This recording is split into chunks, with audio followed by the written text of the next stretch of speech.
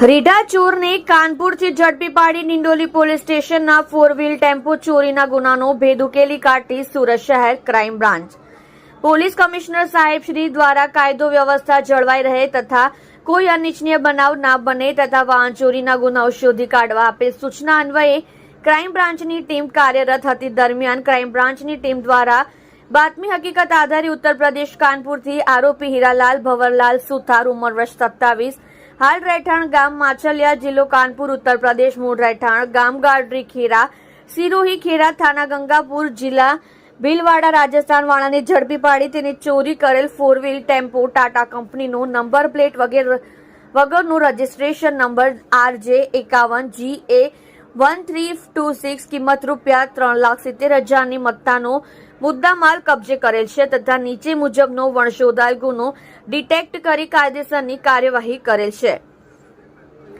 મજકૂર આરોપી હીરાલાલ ભવરલાલ સુથારની વધુ પૂછપરછ કરતા પોતે અગાઉ મંદિર ચોરીમાં કાપોદ્રા પોલીસ સ્ટેશનમાં પકડાયેલ છે। કેસની કોર્ટ મુદ્દતે સુરત ખાતે આવેલ બાદ રાત્રિના સમયે ડિંડોલી વિસ્તારમાંથી ટેમ્પોની ચોરી કરી અંતરિયાળ રસ્તા પર ચલાવી પોતાના વતન રાજસ્થાન ભીલવાડા ખાતે નાસી ગયેલ હોવાની કેફિયત આપે છે।